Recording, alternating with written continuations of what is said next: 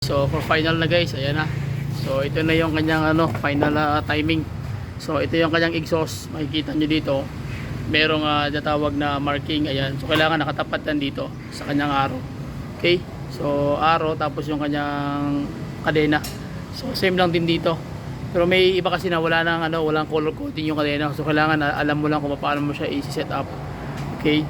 So ang setup nito guys, pag magtira ka nito, makikita mo yung may parang gatla dito, ayan. So itatapat mo siya diyan. Okay? Tapos pag tapat mo siya diyan, yung butas dito, sentro mo rin.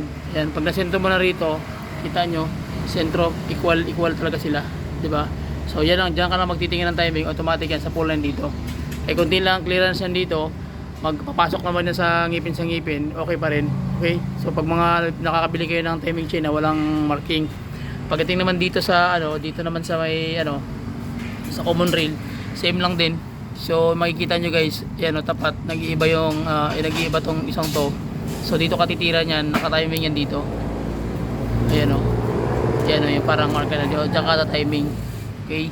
Pag walang mga marking yan ng mga sistema. Tapos dito naman, yung tinuro ko sa'yo kanina, tatapat mo lang yan dyan, kasi ito meron tools na nakakabit dito, wala tayo yan. So Pilipino tayo, so gawa tayo ng sariling marking.